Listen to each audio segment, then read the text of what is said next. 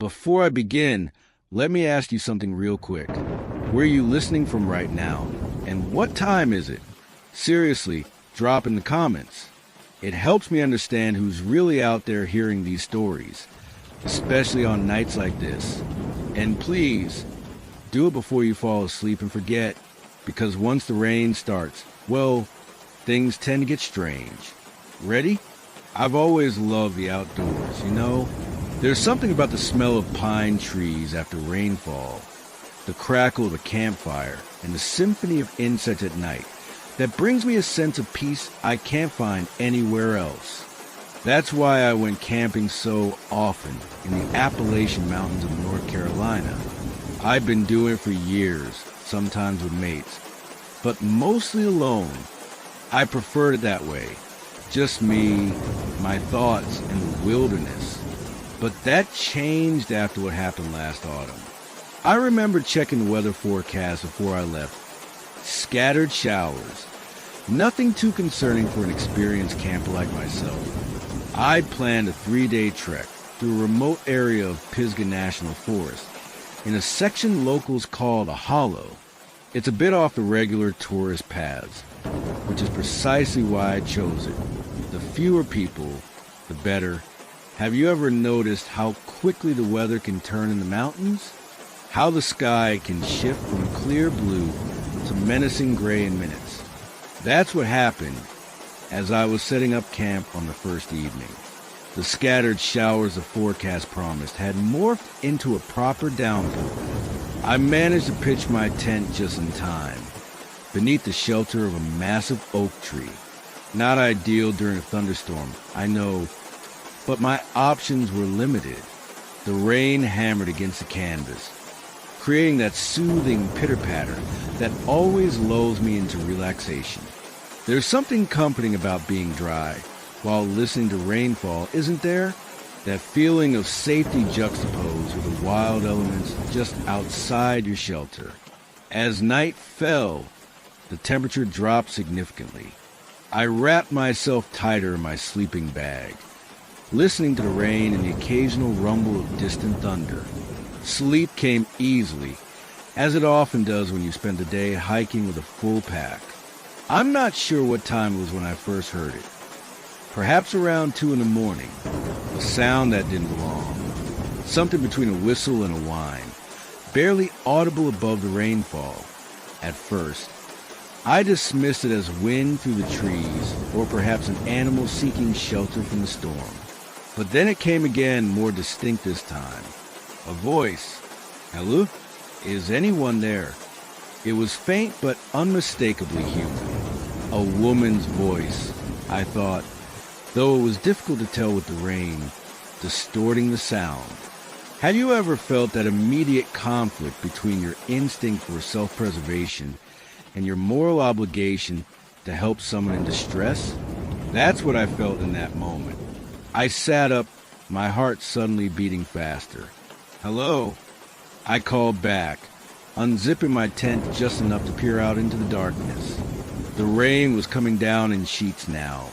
My torch beam cutting through it revealed nothing but glistening tree trunks and undergrowth. I pulled on my raincoat and boots, grabbed my torch, and stepped outside. Hello? Where are you? I shouted, louder this time. The rain ran down my face as I turned in circles, sweeping the torch beam across the surrounding forest. The light caught something, a flash of pale movement between trees about 30 yards away. I can see you. Are you all right? I called out, starting to move in that direction. No response came, but I could have sworn I saw movement again, further into the trees. Following my torch beam, I picked my way carefully over the wet ground, away from my campsite. I'm trying to help. I shouted, my voice nearly swallowed by a crack of thunder that seemed much closer than before. That's when I realized how far I'd wandered from my tent. The forest looked different in the darkness and rain. Trees I hadn't noticed before, terrain that seemed unfamiliar. A cold feeling that had nothing to do with the rain crept up my spine. Hello. I tried again, my voice smaller now. Over here. The voice came from behind me this time. Quiet, almost playful. I spun around, torch beam dancing wildly across the vegetation. Where? I can't see you. No answer came, just the relentless drumming of rain. I stood there for what felt like several minutes, water dripping from my hood, my boots sinking slightly into the increasingly muddy ground. My breathing had become shallow, my hands trembling slightly as I held the torch. I'm going back to my tent, I announced in the darkness, trying to keep my voice steady. If you need help, please come to my campsite. I have a first aid kit and dry clothes. I turned to head back, only to realize I wasn't entirely sure which direction my tent was.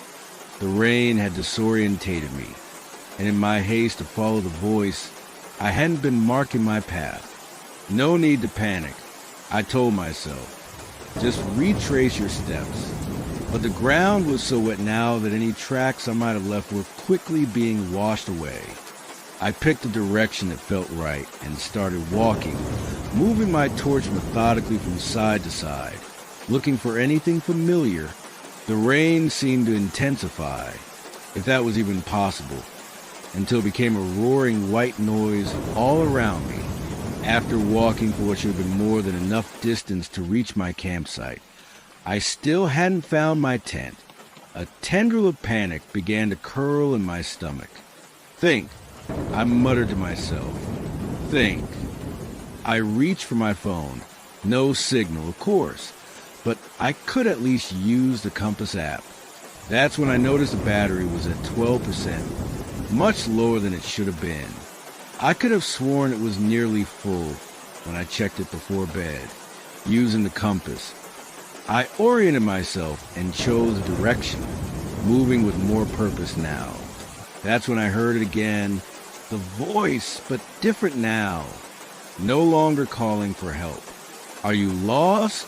It asked, closer than before. I whirled around, torch beam cutting through the rain.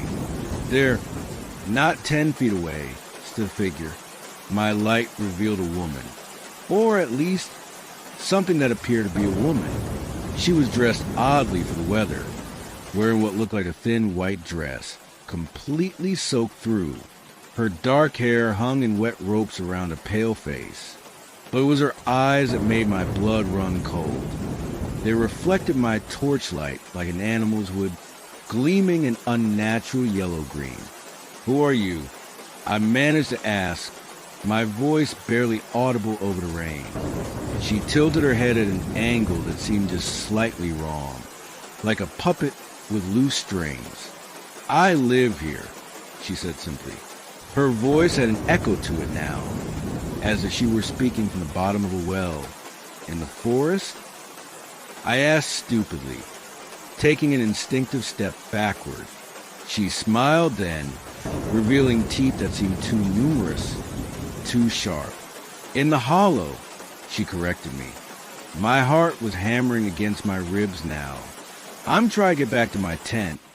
I said, try to keep my voice level. Are you? She asked, taking a step toward me. But you came when I called. People always do. I took another step back, nearly slipping on the wet ground. I thought someone needed help. I do, she said, her smile widening impossibly. I need company. It gets so lonely here, especially on rainy nights. Have you ever experienced that moment when your body decides to act before your mind has fully processed the danger? That's what happened next. I turned and ran, branches whipping at my face, roots threatened to trip me with every step. The rain was in my eyes, my torch beam bouncing wildly as I fled. Behind me, I heard laughter, a sound that started human but twisted into something more like the yipping of coyotes. Then, horribly, I heard footsteps, running footsteps, not just from behind me, but from either side as well. More than one. There were more than one. My lungs burned as I pushed myself harder, having no idea where I was going, just desperate to put distance between myself and whatever was pursuing me. My boot caught on an exposed roof, and I went down hard, the torch flying from my hand. It hit something and went out, plunging me into near total darkness. I scrambled to my feet, the fall having knocked the wind out of me. Without the torch, I was virtually blind. The rain continued to pour, and now there was no sound of pursuit, just the rain and my own ragged breathing. Had I lost them, or were they simply waiting, watching? I stood still, afraid to move, afraid to stay put. That's when I saw it. A faint glow through the trees. Not the white beam of a torch, but the orange flicker of fire. My campfire? Had I left it burning? No. I was certain I hadn't even lit one due to the rain. But it was the only reference point I had. Moving as quietly as I could, I made my way toward the light. As I got closer, I could make out what appeared to be a small cabin, light spilling from its windows onto the wet ground outside. I hadn't seen any cabins on my map of the area. This part of the forest was supposed to be undeveloped wilderness, but there it was, a rough-hewn timber structure with a slanted roof and a small porch. Standing on that porch, silhouetted against the light from inside, was the figure of a man. "Hello there," he called out, his voice carrying clearly through the rain. "You look like you could use some shelter." He sounded normal, kind even, but after my encounter with the woman, I was wary. "Who are you?" I called back, remaining at the edge of the clearing. "Name's Jim Blackwood," he replied. "Forest ranger. Got this cabin for when I'm on extended patrol. You're not supposed to be camping in this section. You know, it's restricted." Ranger. That made sense. Maybe he could help me get my bearings. Still, I approached cautiously, ready to run if necessary. As I got closer, I could see him more clearly. An older man with a weathered face and a gray beard, dressed in what did indeed look like a ranger's uniform. "I'm sorry," I said as I reached the edge of the porch. "I didn't know this area was restricted." He waved a hand dismissively. "Most folks don't read the fine print on those permits. Come on inside before you catch your death." The cabin was warm and dry, a fire crackling, and a small stone fireplace. It looked lived in but tidy. A cot against one wall, a small table with 2 chairs, shelves stocked with supplies, and radio equipment on a desk. "Thank you," I said, the relief of being in shelter making my knees weak. I got lost in the storm.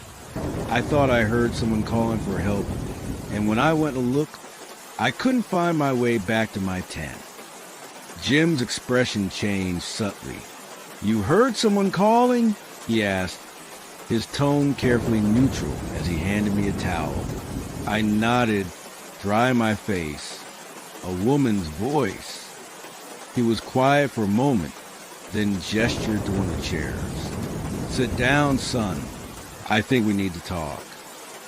My stomach tightened at his tone. "What is it?" Jim sank into the other chair with a heavy sigh. "You're not the first person to hear voices in the hollow during a rainstorm. The way," he said, it made the hairs on the back of my neck stand up. "What do you mean?" I asked, though part of me didn't want to know. "This area has history," he said, poking at the fire with an iron rod. "Bad history. Back in the 1920s, there was a small community living here. Mostly folks who want to be left alone. They kept to themselves, practiced their own traditions." "What kind of traditions?" I asked. Jim looked at me, his eyes reflecting the firelight, the kind that involved blood sacrifices on rainy nights. I felt a chill despite the warmth of the cabin. "The government eventually found out what was happening. and sent in law enforcement. There was resistance. It ended with the entire community being killed, men, women, children. That's horrible, I said. Yes, Jim agreed, but some say not all of them stayed dead, especially the women who led their ceremonies. Outside, the rain continued to fall, drumming against the roof of the cabin. You think that's who I heard? Some ghost from a century ago. Jim shrugged. I've been a ranger in these parts for 30 years. I've heard stories from hikers who got lost on rainy nights. Stories about women in white calling for help, leading them deeper into the hollow. Have you ever seen anything yourself? I asked. A strange look crossed his face. Once, he admitted, about 20 years ago, a night like this, I heard a woman singing. Followed the sound for what felt like hours. Found myself standing at the edge of a cliff I didn't know was there. One more step and he made a falling gesture with his hand. We sat in silence for a moment, the implications of his story hanging in the air between us. You can stay here tonight, Jim finally said.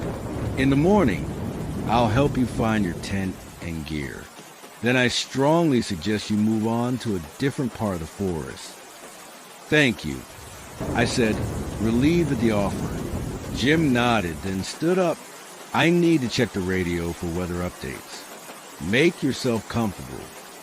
As he moved to the desk with the radio equipment, I took the opportunity to look around the cabin more carefully. That's when I noticed something that made my blood freeze. On one of the shelves, partially hidden behind some books, was a photograph in a wooden frame. I could just make out what appeared to be a group photo, men and women in old-fashioned clothing, standing in front of a cabin that looked remarkably similar to the one I was sitting in. But that wasn't what caused my heart to start racing. It was the fact that, standing in the center of the group, was a man who looked exactly like Jim. Not just similar, identical. I quickly looked away when I heard him turning back from the radio. The storm's supposed to clear by morning, he said, returning to his chair. I nodded, trying to keep my expression neutral, while my mind raced. That photograph had to be from the 1920s, based on the clothing. It couldn't possibly be Jim, unless... No, that was ridiculous. I was letting his ghost story get to me. You mentioned this cabin is for extended patrols, I said, trying to sound casual. How long have you been stationed out here? Something flickered in Jim's eyes. Amusement? Caution? Oh, on and off for decades, he said vaguely. This particular stretch, about 3 weeks now. I nodded, as if this answer satisfied me. I must get lonely. You get used to it, he replied. Besides, I'm not always alone. The way he said that last part made my skin crawl. Oh, other rangers stay here too? I kept my tone light. Jim smiled, but it didn't reach his eyes. Something like that. The conversation lulled into an uncomfortable silence. Outside, I could hear the rain starting to ease slightly. I should probably try to get some sleep, I said, feigning a yawn. It's been quite a night. Jim nodded. You can use that cot. I'll keep watch by the fire. Keep watch? Against what? Thanks, I said, moving toward the cot. I sat down, not taking off any of my now mostly dry clothes or boots. I didn't plan on sleeping. Jim remained in his chair, staring into the fire. Eventually, I lay down and pretended to drift off, keeping my eyes nearly closed but still able to observe the cabin. I'm not sure how much time passed, maybe an hour, before Jim stood up quietly. He moved to the window, looking out into the night. Then, to my horror, he began speaking softly.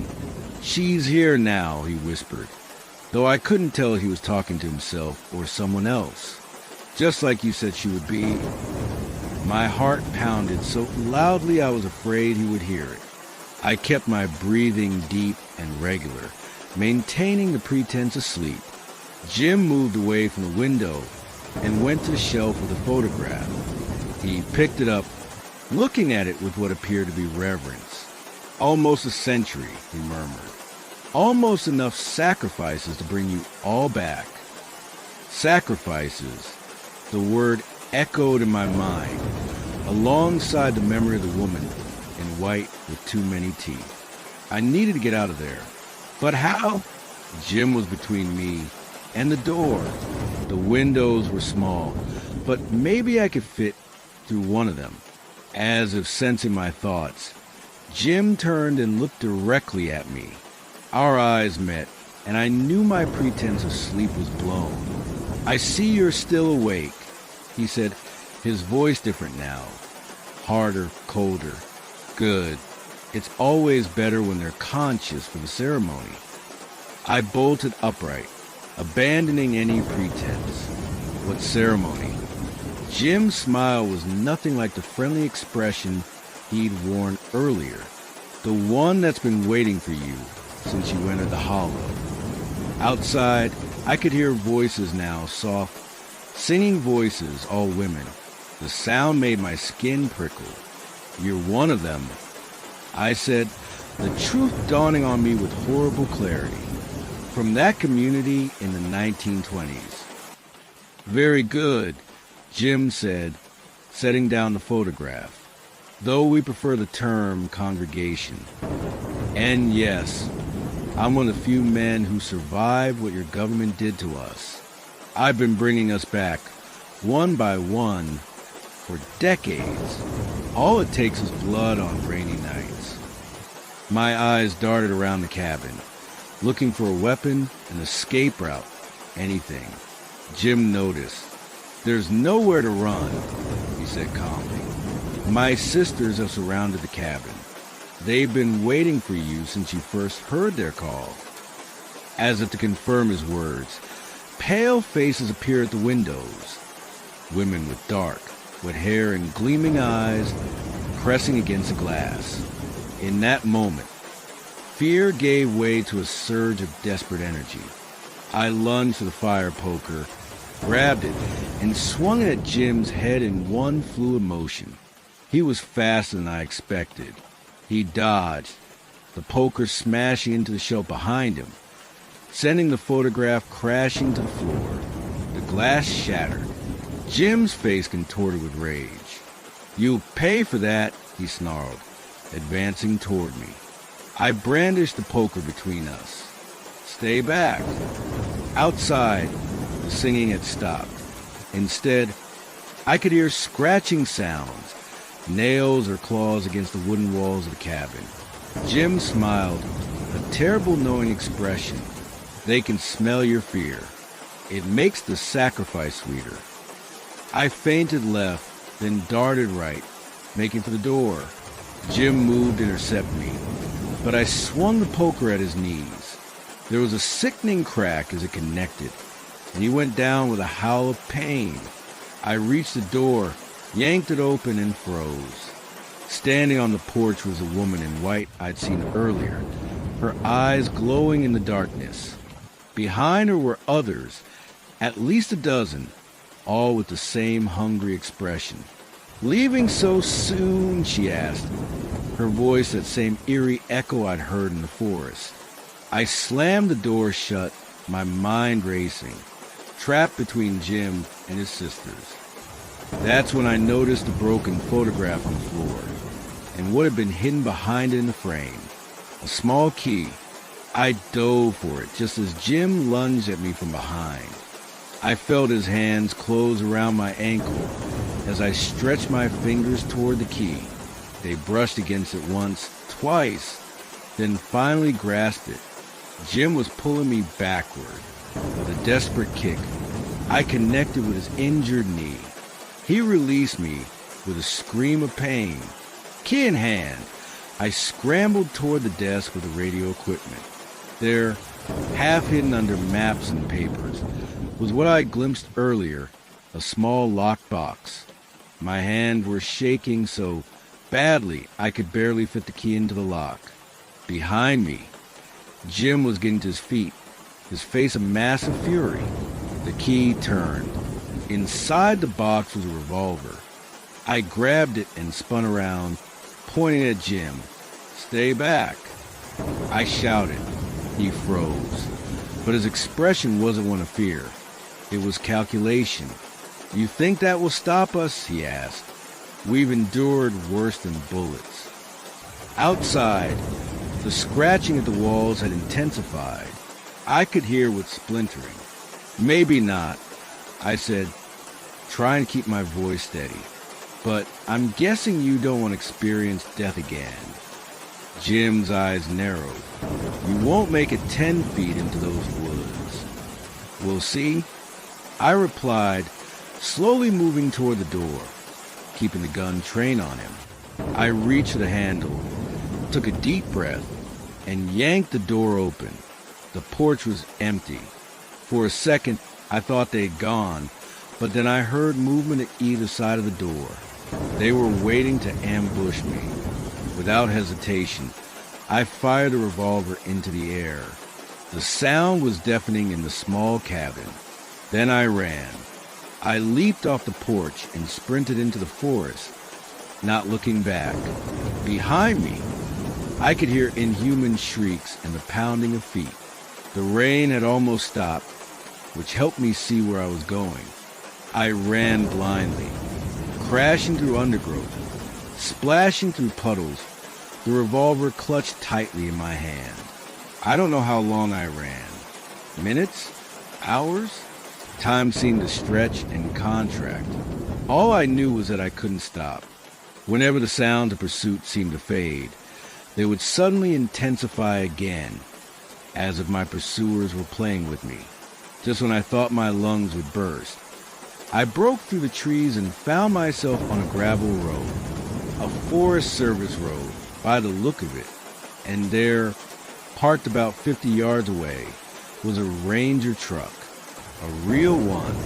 I ran toward it, praying it wasn't locked, praying the keys would be inside, a common practice in remote areas where Rangers might need to switch vehicles quickly.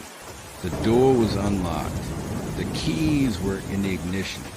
I threw myself inside, slammed the door, and started the engine. As the headlights came on, they illuminated figures emerging from the tree lean. Jim and his sisters, their faces contorted with rage. I floored the accelerator, the truck's tires spinning on the wet gravel before finding purchase. I sped away, watching the rearview mirror as the figures grew smaller, then disappeared. I drove until I reached a ranger station just after dawn. The real Rangers were confused and concerned by my story, especially when I showed them the revolver, an antique model, they said probably from the 1920s.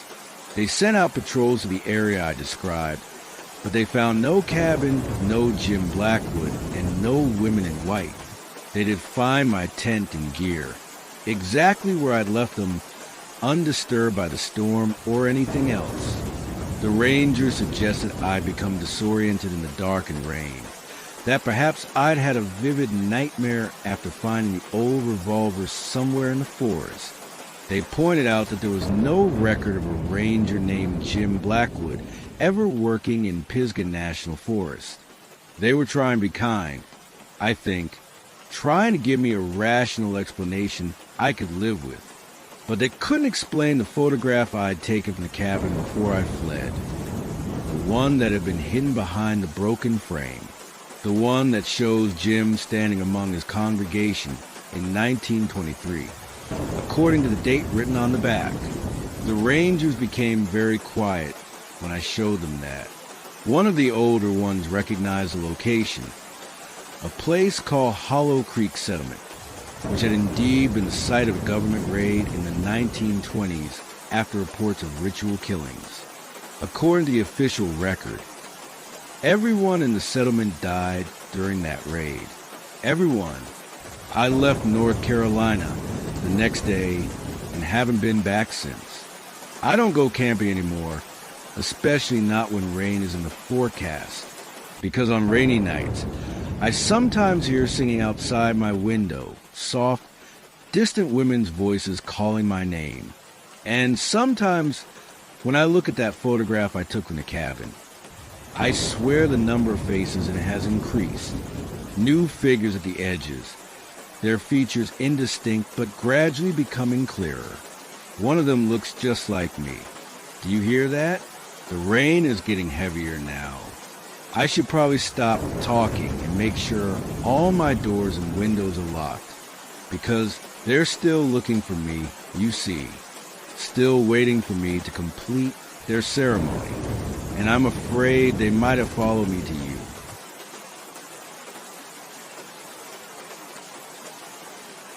I used to think that motorway service stations were the most mundane places on Earth. You know the sort. Those soulless concrete islands that break up long journeys with their identical fast food outlets and overpriced coffees. Places you pass through, never to places without memory or significance. At least, that's what I believed until that rainy night last December, when I stopped at Millfield Services on the M6. I wonder, have you ever driven alone at night during a heavy rainstorm? The way the water distorts your vision, transforming familiar landscapes into alien territories? The hypnotic rhythm of the wipers that seem to whisper words just beyond comprehension? I've been driving for nearly 6 hours by that point, making my way north from London to Edinburgh for my sister's wedding. The rain had started about an hour into my journey. A light drizzle at first, then steadily worsening until it became a proper deluge. The kind that pounds against your windscreen with such ferocity that even the fastest wiper setting seems futile. I'd planned to drive straight through, but by 11 p.m., the combination of the relentless rain, poor visibility, and my own fatigue made that plan increasingly dangerous. When I saw the blue motorway sign indicating services in 2 miles, I decided to stop, perhaps grab a coffee, and wait for the worst of the storm to pass. Millfield Services appeared through the rain like a fluorescent mirage, harsh white light spilling onto the wet tarmac of the car park. There were only a handful of vehicles scattered across the vast expanse of parking spaces. A long-distance lorry, a couple of family cars, and a white van with its side doors slightly ajar despite the weather. I pulled into a space near the main building, killed the engine, and sat listening to the rain hammering against the roof of my car. Have you noticed how rain creates a peculiar kind of isolation? How it wraps around you like a cocoon of white noise, separating you from the rest of the world. Eventually, I made a dash for the entrance, hunched against the downpour. By the time I reached the sliding doors, my coat was soaked through. Inside, the service station had that particular liminal quality that such places possess in the small hours. Too bright, too quiet, suspended between destinations. The main concourse housed the usual suspects. A W.H. Smith with magazines and overpriced snacks, a Burger King with its shutters half closed, and a Costa Coffee where a single barista was listlessly wiping down counters.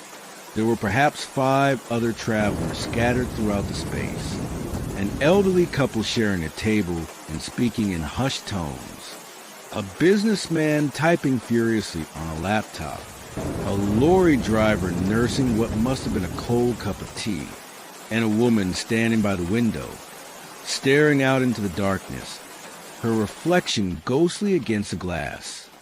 I approached the Costa counter, ordered a large Americano, and found a seat in the corner where I could observe the entire space. Old habits from my years as a police officer before I changed careers. Always sit with your back to the wall.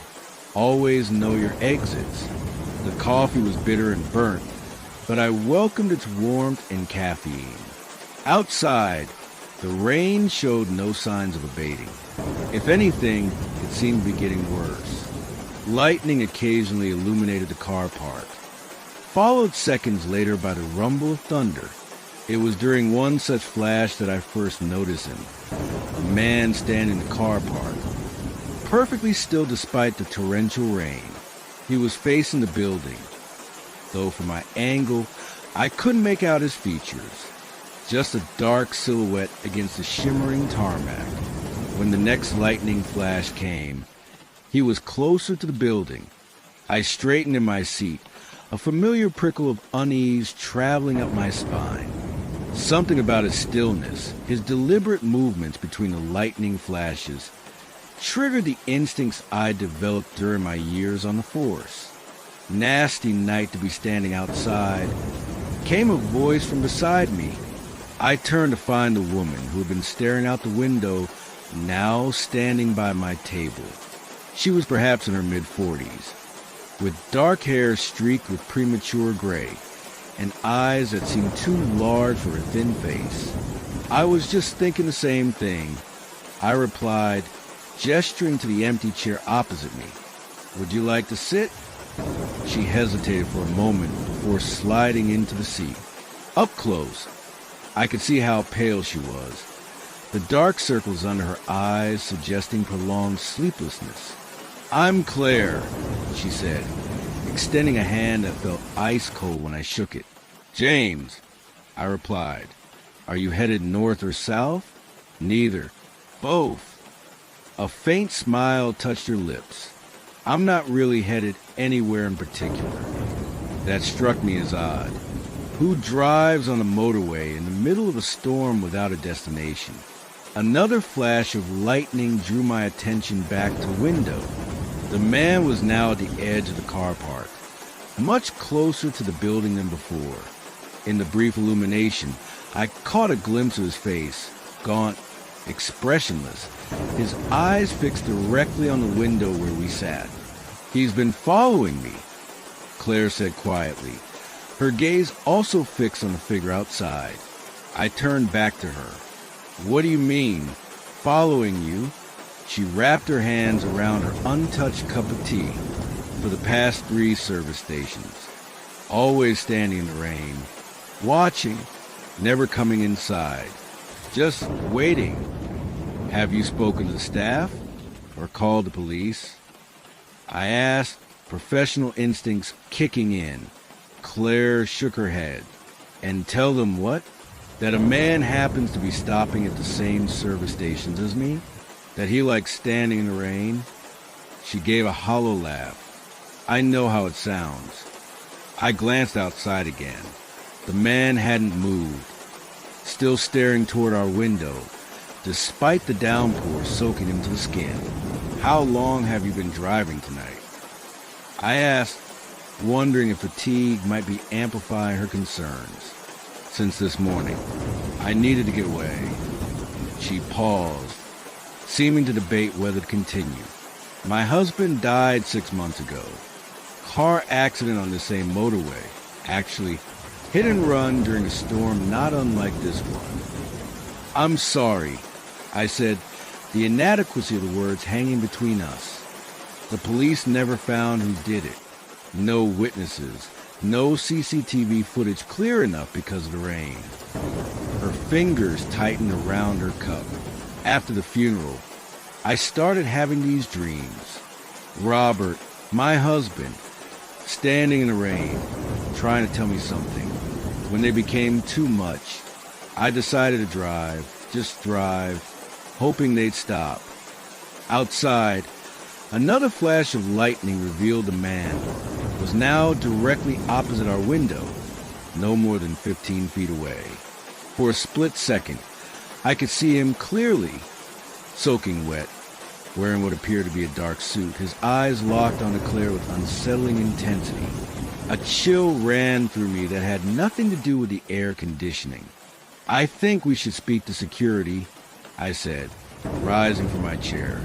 Claire's hand shot out, grasping my wrist with surprising strength. "No, please. I need to know what he wants." "Claire, this isn't safe. If someone's stalking you..." "It's not stalking if it's someone you know," she interrupted, her eyes never leaving the window. You know him? I asked, slowly sinking back into my seat. She nodded almost imperceptibly. I think it's Robert. My immediate reaction was concern for her mental state. Grief can distort perception, create phantoms where none exist. I'd seen it countless times during death notifications in my previous career. Claire, I said gently, your husband passed away.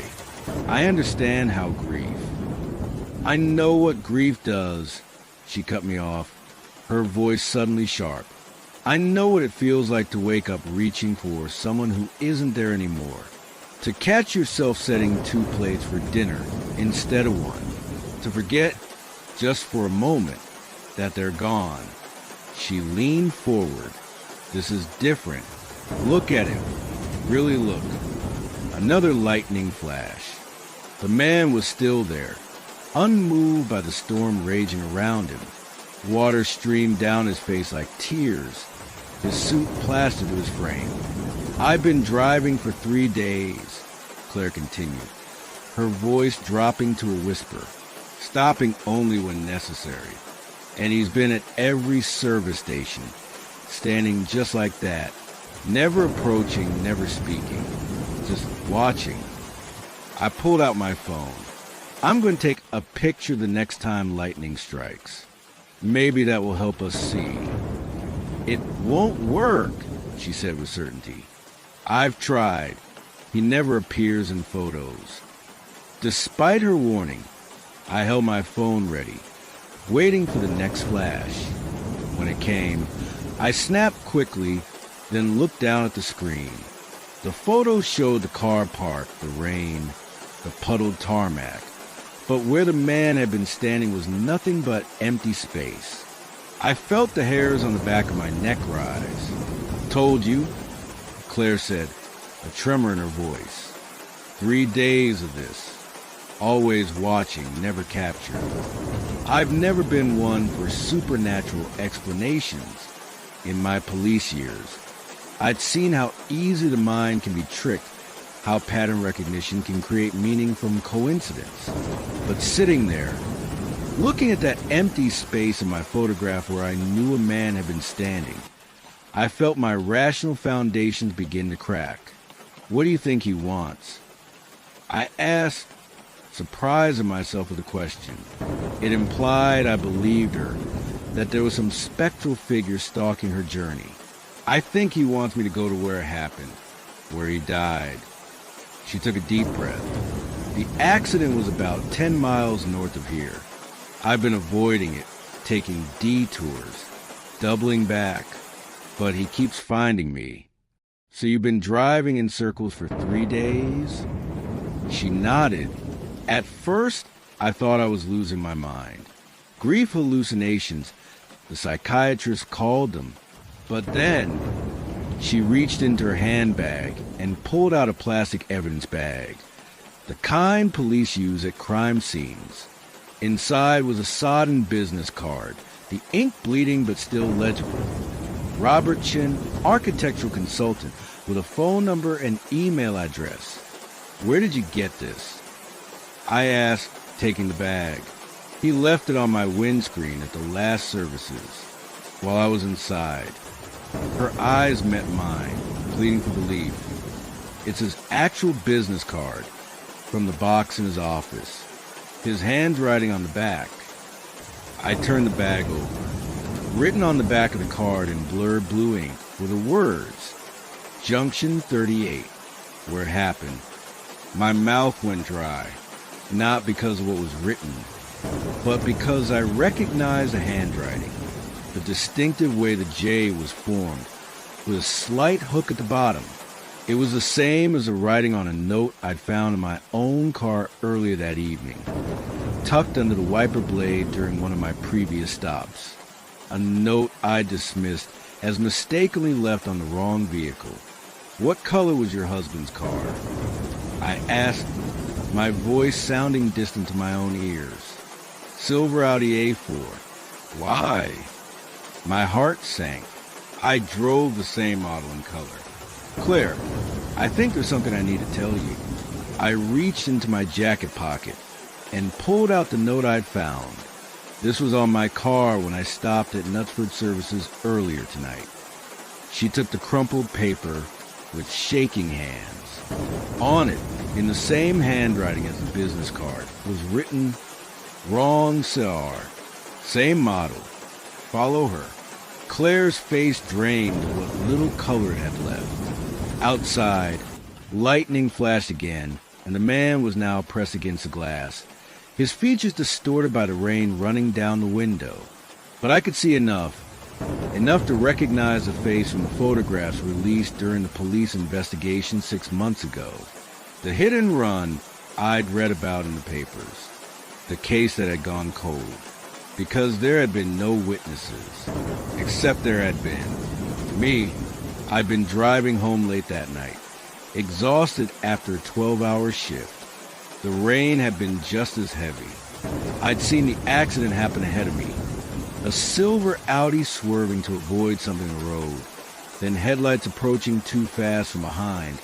The sickening impact. The car spinning off the motorway. I should have stopped. Should have called it in. Given a statement. But I'd been driving with a suspended license after a DUI charge. One more strike, and I'd have lost my job on the force. So I'd driven past, told myself someone else would stop, that the driver might be fine. I'd changed careers a week later, unable to face my colleagues knowing what I'd done, or rather, failed to do, and now, sitting across from the widow of the man I'd left to die, with his vengeful presence literally at the window, I felt a terror that went beyond the supernatural. The terror of judgment, of consequences finally catching up. "You were there," Claire whispered, understanding dawning in her eyes. "That night, you saw what happened." I couldn't speak, could only nod. "Who was it?" Her voice was barely audible above the rain. "Who killed him?" The word stuck in my throat. How could I tell her that while I hadn't struck her husband's car, my failure to stop, to help, to report what I'd seen, made me just as culpable? That my silence had denied her closure justice? A massive thunderclap shook the building, the lights flickering momentarily. When they stabilized, the man, Robert, was gone from the window. "We should go," I said suddenly, standing up, "both of us, to Junction 38. I think that's what he wants, for me to show you what I saw." Claire stared at me for a long moment before nodding slowly. "I'll follow your car." The drive back into the storm felt like entering another world. The rain was coming down in sheets now, reducing visibility to mere feet despite my headlights on full beam. In my rearview mirror, I could see Claire's headlights following at a cautious distance. As we approached Junction 38, a strange calm settled over me. Whatever happened next, confession, arrest, retribution, would be a release from the guilt I'd carried for 6 months. I put on my indicator and pulled onto the hard shoulder near the spot where I'd seen the accident occur. Claire's car stopped behind mine. For a moment, we both sat in our respective vehicles, the rain creating a curtain between us. Then, through my rain-streaked window, I saw him again. Robert Chung was standing on the embankment beside the motorway, pointing down into the darkness. I grabbed a torch from my glove compartment and stepped out into the deluge. The rain was cold and punishing, soaking me instantly. I heard Claire's car door slam as she joined me. "Where is he?" she called over the roar of the storm. I pointed to the embankment where Robert stood, illuminated in the beam of my torch. For the first time, I could see him clearly, not just a man in a suit, but the full horror of what a high-speed collision does to a human body. The unnatural angles, the visible damage, the dark stains spreading across his shirt. Claire gasped beside me, confirming she could see him too. Robert beckoned, then turned and began making his way down the steep slope beside the motorway. Without hesitation, Claire followed, and after a moment's reluctance, so did I. The embankment was treacherous in the rain, mud slipping under our feet as we descended. Robert moved with unnatural surety, never faltering despite the conditions. He led us to a small copse of trees about 30 feet from the motorway, stopping beside a particular oak. When we reached him, he pointed at the ground by the tree's roots. I directed my torch beam where he indicated. At first, I saw nothing but mud and leaf litter. Then Claire dropped to her knees and began scraping away the debris with her bare hands. "Claire, will you help me?"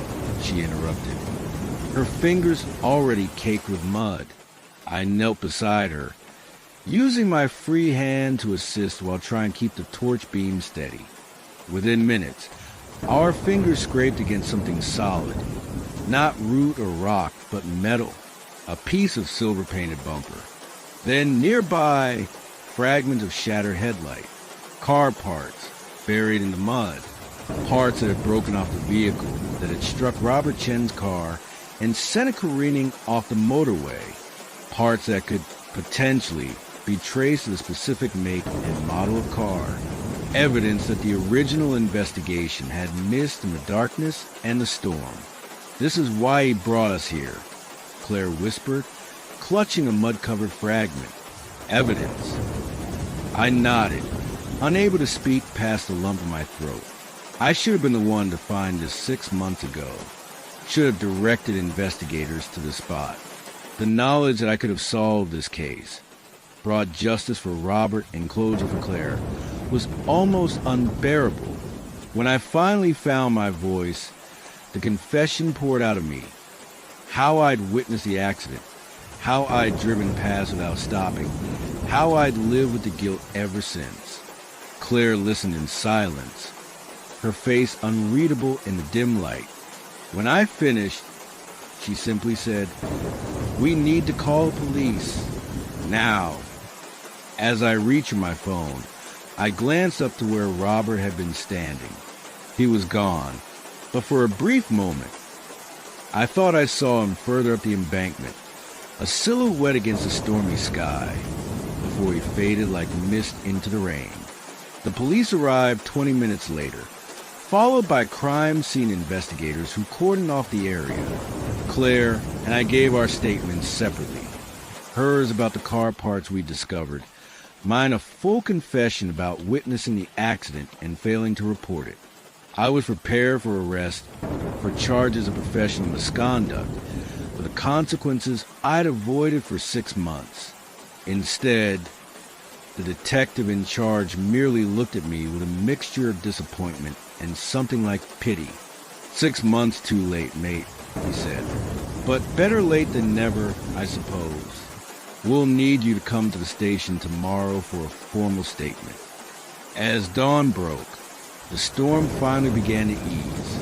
Claire and I stood beside our cars, watching the police activity on the embankment below. "I can't forgive you," she said finally, her voice hoarse from exhaustion. "Not yet, maybe not ever. But I understand fear, how it can make you do things, or not do things, that you never thought yourself capable of." I nodded, not trusting myself to speak. "He would have wanted justice, not revenge," she continued. "That's why he brought us here, I think. Not to punish you, but to make things right." We stood in silence as the first weak rays of sun broke through the clouds, casting long shadows across the motorway. "What will you do now?" I asked eventually. Claire looked out over the scene, to where her husband had appeared for the last time. "Stop running, I suppose. Go home. Grieve properly." She turned to face me. "And you?" "Face whatever comes next," I said simply. We parted ways as the day brightened, Claire heading south while I continued north. In my rear-view mirror, I watched her car grow smaller until it was swallowed by the morning traffic. I never saw Robertson again after that night. The evidence we found eventually led to the arrest of a lorry driver who had fallen asleep at the wheel, struck Robert's car, and fled the scene in panic. My own punishment was less severe than I'd feared, but more lasting. A permanent mark on my record, community service, and the knowledge of my failure. Sometimes, on rainy nights like this one, I still think about Claire, about Robert, about the strained collision of guilt and grief that brought us together.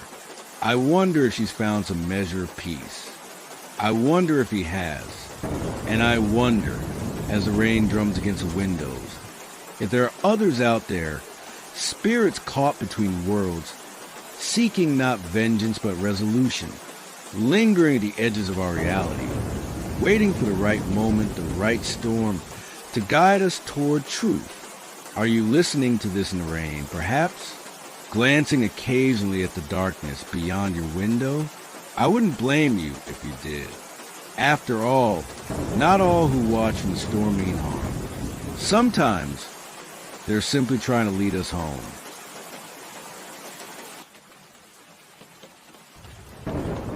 Have you ever noticed how the rain changes the world around you?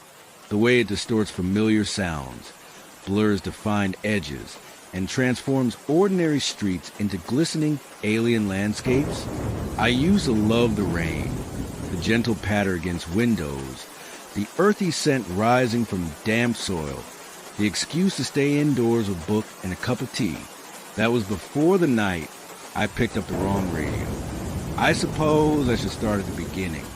I'm an antiques dealer by trade, specializing in vintage electronics, radios, record players, early television sets, that sort of thing. I've always had a fascination with these objects, these vessels that once brought voices and music into people's homes. There's something almost magical about them, don't you think? The way they connect us across distances, across time. 3 months ago, I attended an estate sale in a small village outside of Norwich. The deceased, an elderly gentleman named Edward Whitaker, had been something of a collector himself, with an impressive array of wireless sets dating from the 1920s through to the 1960s. His niece, eager to clear the house, had priced everything to sell. I arrived early, before the general public, having paid a premium for first access. The house was one of those grand Victorian affairs that had seen better days. Peeling wallpaper, worn carpets, the lingering scent of damp and something medicinal. The kind of place that whispers of decline and solitude. The collection was housed in what must have once been a drawing room. Dozens of radios arranged chronologically on tables and shelves. I moved slowly among them, noting models I'd seen before and a few rare pieces that quickened my pulse.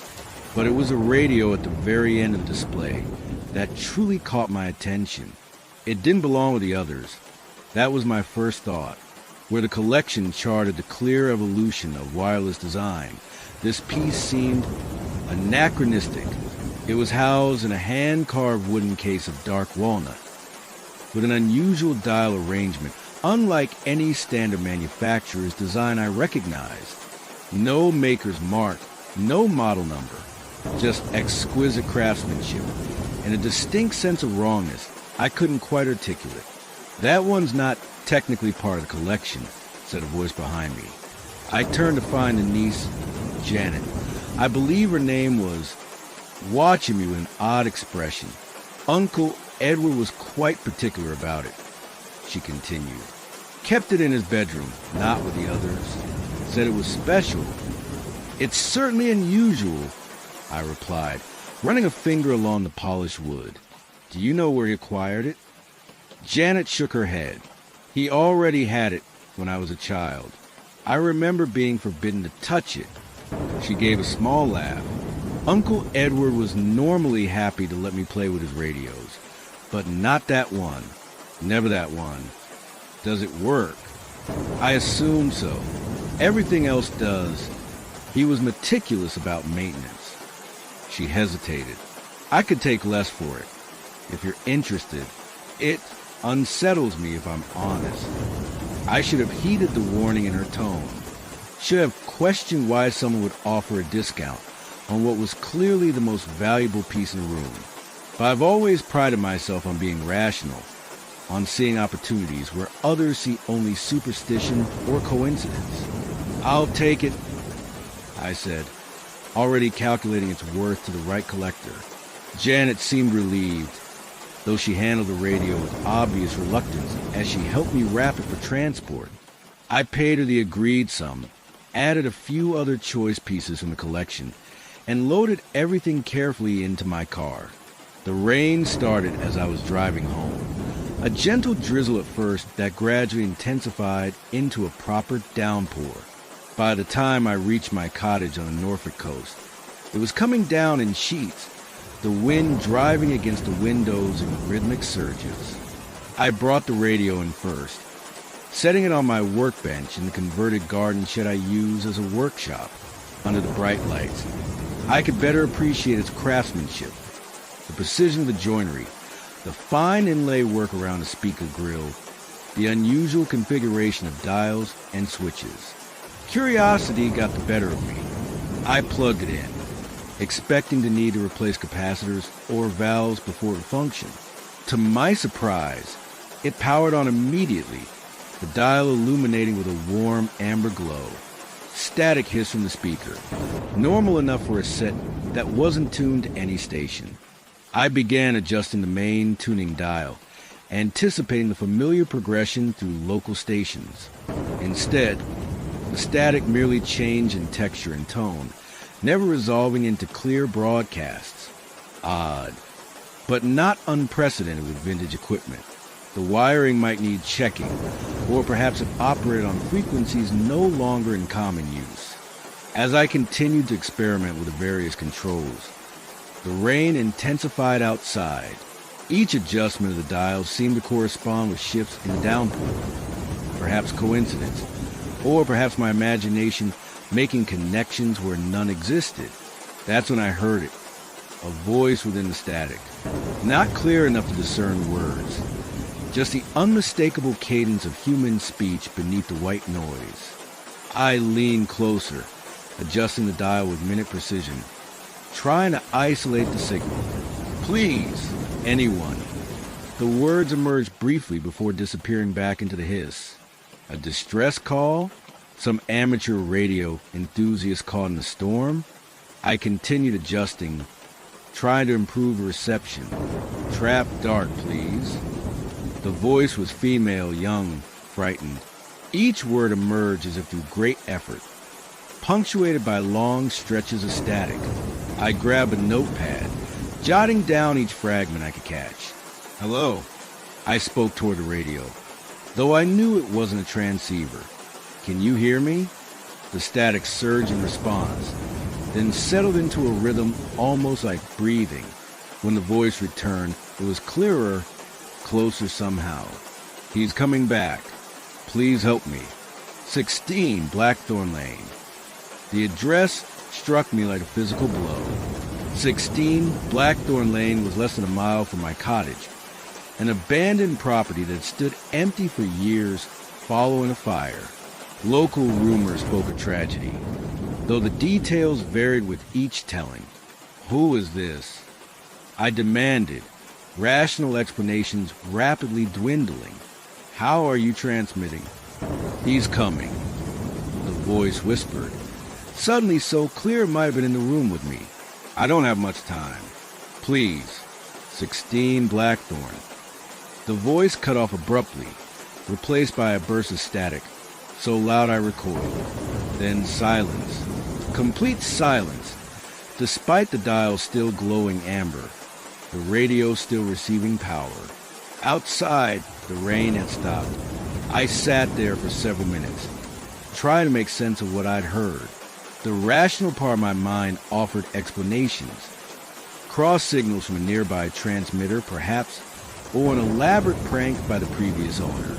But something deeper, more instinctive, recognized a genuine terror in that voice. I checked the time, just past midnight. The sensible course would be to wait until morning. perhaps make inquiries about the history of 16 Blackthorn Lane in daylight. Instead, I found myself reaching for my coat and torch. The night was cool and damp in the aftermath of rain, the road glistening under the street lamps. I walked briskly, telling myself I was merely satisfying my curiosity, that I'd take one look at the abandoned house and then return home to bed. Blackthorn Lane was a narrow street of Victorian terraces, most well-maintained, but number 16 stood out immediately. A blackened shell with boarded windows and a front garden overgrown with weeds. A chain-link fence surrounded the property, with faded, no trespassing signs at intervals. I stood across the street, playing my torch over the derelict building. What had I expected? That someone would be visibly trapped inside? That there would be some obvious sign of the distress call I'd heard? As I turned to leave, movement caught my eye. A faint light passing behind one of the boarded-up windows on the upper floor.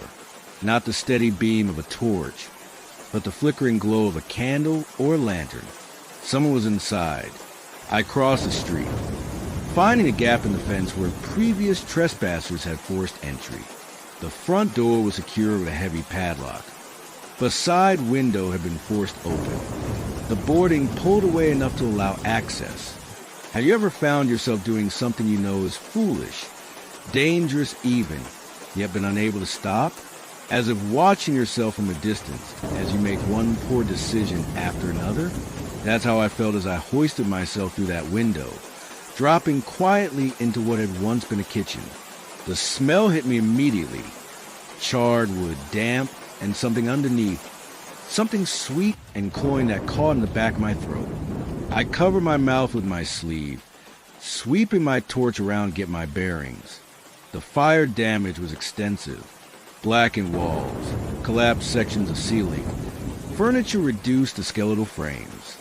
I moved carefully, testing each floorboard before putting my full weight on it. The house creaked and settled around me, as if disturbed by my presence. I made my way toward the stairs, following the faint glow I'd seen from outside. As I ascended, the steps groaning beneath me, I called out, "Hello? Is anyone here?" I heard someone might need help. No response, but the light on the upper landing seemed to intensify slightly. I reached the top of the stairs, my torch revealing a hallway with 4 doors. 2 ajar, 1 closed, 1 missing entirely. The light came from the closed door at the end of the hall. I approached slowly, floorboards protesting with each step. "Hello?" I called again, louder this time. "I'm here to help. Are you all right?" Still no answer. I reached for the door handle, finding it ice cold to the touch despite the mild night. It turned easily under my hand, the door swinging inward with a groan of rusty hinges. The room beyond was largely intact, having somehow escaped the worst of the fire. It appeared to be a bedroom, a child's bedroom, judging by the faded butterfly wallpaper and the small bed against one wall. A dressing table stood opposite, its mirror cracked but still reflecting the light from a candle placed before it. But there was no one there. No frightened young woman.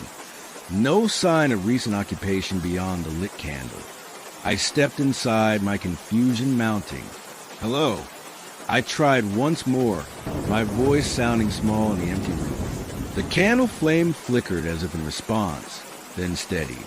In its meager light, I noticed something on the dressing table. A small handheld radio, similar to the kind used by children to play at secret communications. It was ancient, its plastic case yellow with age. I approached cautiously, torch beam fixed on the device. It wasn't connected to any power source, had no batteries that I could see, yet a small red light on its front panel glowed steadily. As I reached for it, a voice spoke from the doorway behind me. "You shouldn't have come here." I spun around, heart leaping into my throat. A figure stood in the doorway, a man tall and thin, his features difficult to discern in the poor light. He wore what appeared to be a caretaker's uniform, though of a decidedly old-fashioned cut. I'm sorry, I stammered, embarrassed of being caught trespassing. I thought someone might be in trouble. I heard. You heard Emily, he said flatly, through the radio. My blood ran cold. How could he possibly know that? Who are you? I asked, gripping my torch tighter, suddenly aware of how isolated we were. The caretaker, he replied, taking a step into the room. The candlelight threw his face into sharp relief, gaunt, deeply lined, with eyes that seemed to absorb light rather than reflect it. I look after this place. And Emily, is Emily your daughter? I asked, glancing around the room. Is she here? I heard her calling for help. A strange smile spread across the caretaker's face. Emily hasn't been here for 50 years. Not physically, at least. He gestured to the room around us. This was her room, before the fire. I felt a chill that had nothing to do with the night air. What happened to her? What do you think happened? His voice took on an edge. Her father locked her in, went out drinking, knocked over a lamp when he came home. The whole house went up while she was still trapped inside. The sweet, cloying smell I'd noticed earlier suddenly made terrible sense. I swallowed hard against rising nausea. Then how did I hear her? I asked, though part of me didn't want the answer. The caretaker moved further into the room, running a hand along the dressing table surface. Emily found ways to reach out, through electronics, primarily radios, televisions, telephones, but only during rainstorms. Something about the electromagnetic disturbance helps her make contact. He looked at me directly. You have one of the receiving sets, don't you? One of Edward's collection. I nodded slowly, pieces falling into place. You knew Mr. Whitaker? I guided him to create the receivers, showed him how to tune them to Emily's frequency. The caretaker's expression softened slightly. Edward was a good man, spent decades trying to help her. Help her do what? The caretaker sighed, looking suddenly tired. Move on. Find peace. But she can't. Not while he still holds her here. He? Her father? I asked, though even as I spoke, I noticed the caretaker's uniform seemed to be changing, morphing into something else. Casual clothes, stained and worn. His face, too, was shifting, becoming younger, harsher. Not her father, he said, his voice dropping to a growl. Me. The transformation completed before my eyes. The seemingly helpful caretaker replaced by a stocky, middle-aged man with a face mottled by broken blood vessels and early dissolution. The face of a heavy drinker, a violent man. I couldn't finish the sentence. Her father? Yes. He smiled, revealing tobacco-stained teeth.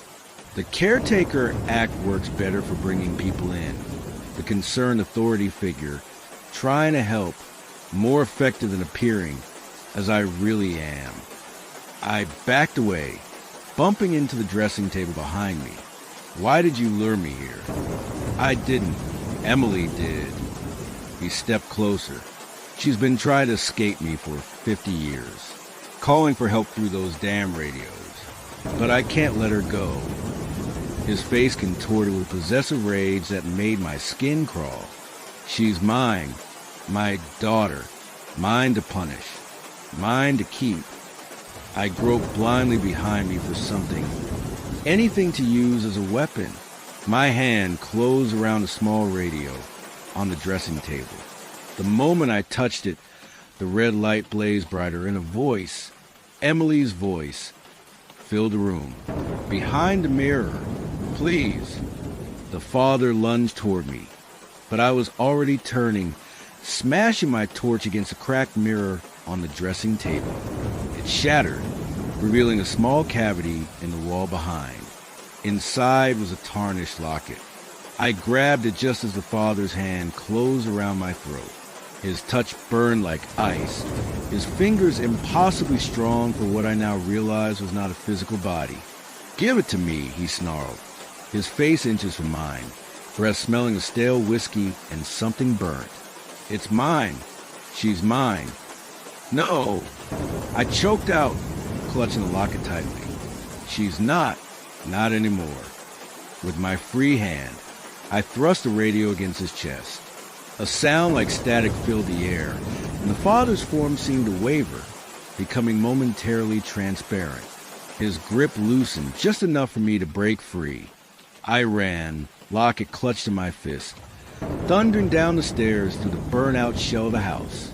Behind me, I heard the father's howl of rage, felt the entire structure shudder as if in response to his fury. I didn't stop running until I reached my cottage, slamming the door behind me and collapsing against it, lungs burning, legs trembling. For several minutes, I simply sat there, trying to process what had happened, what I'd seen. Eventually, I unclenched my fist, examining the locket I'd taken. It was silver, tarnished almost black with age and smoke damage. The catch was melted shut, but something shifted inside when I shook it gently, like a small photograph, perhaps. I placed it carefully on my kitchen table, then went to fetch the radio. The one I'd purchased earlier that day, though it felt like a lifetime ago now. I set it beside the locket, not entirely sure what I was expecting to happen. For a long moment, nothing did. Then, as if on cue, rain began to fall outside, gentle at first, but quickly building to a steady downpour. The radio switched on by itself, the dial glowing that same amber hue. Static hissed from the speaker. "Emily?" I said softly, feeling only slightly foolish for talking to a radio. "Are you there? I have your locket." The static shifted, forming patterns that almost resemble words. I leaned closer. "Thank you," came Emily's voice, clearer than before. "He can't hold me now." The locket, it was important to you? Not mine, my mother's. The voice faded in and out with the static. "He took it when she left. Told me she was dead, but she wasn't. She was looking for me." "I don't understand," I said. "How does a locket help?" "Evidence," Emily replied, "of what he did. To her, to me, before the fire. Look inside." I examined the locket again, finding a small seam where the melted catch had fused. With careful pressure from the kitchen knife, I managed to pry it open. Inside was not a photograph, as I'd assumed, but a tightly folded piece of paper. I extracted it gently, unfolding it to reveal a letter written in faded ink. It detailed the father's abuses, the mother's desperate attempts to get custody of Emily, her plans to return with police the day after the fire occurred. Evidence, indeed. Evidence that would have sent the father to prison had he survived. Evidence of premeditation that suggested the fire might not have been an accident at all. He knew. Emily's voice came from the radio. He knew she was coming back. Couldn't let it happen. Better I died than left with her. The rain intensified outside, hammering against the windows. In its rhythm, I could almost hear sobbing. "What can I do?" I asked. "How can I help you move on?" "Already happening," Emily replied, her voice already sounding more distant. "The locket is what tied me here, what he used to bind me. Now that it's open, now that someone knows the truth." The radio's glow began to fade, the static dissolving into silence. "Wait!" I called. "What about your father? Will he stay in that house?" "Without me to hold him, he'll go where he belongs." The voice was barely audible now. "Thank you for answering, for coming, for believing." The radio went silent. The rain outside stopped as suddenly as it had begun, and I was left alone in my kitchen with a 50-year-old letter and more questions and answers. I contacted the local historical society the next day, providing them with a letter and a somewhat edited version of how I discovered it. They confirmed the fire at 16 Blackthorn Lane in 1973, in which both Emily Hargrove, age 14, and her father, Richard Hargrove, had perished. Emily's mother had indeed reported her ex-husband for abuse multiple times, but without sufficient evidence, authorities had been unwilling to remove Emily from his custody. The radio, the unusual handcrafted one from Edward Whittaker's collection, no longer functions. No matter what I try, it remains silent, the dial dark. I've kept it, though, along with a small handheld radio I took from Emily's room, as reminders of what happened, of what I heard. Sometimes, during heavy rainstorms, I think I catch fragments of voices and static of other radios, other electronic devices. Not Emily's. I believe she's truly moved on. But others, perhaps, other souls reaching out, seeking help, seeking connection. So I listen to the rain now with different ears. And when the static speaks, I pay attention. After all, you never know who might be trying to reach you from across that final divide. You never know whose story needs to be heard, whose truth needs to be revealed. Are you listening to the rain now? Can you hear anything in its pattern, in the white noise it creates around us? Perhaps it's just water falling from the sky. Or perhaps someone is trying to reach you right now through the whispers and the static.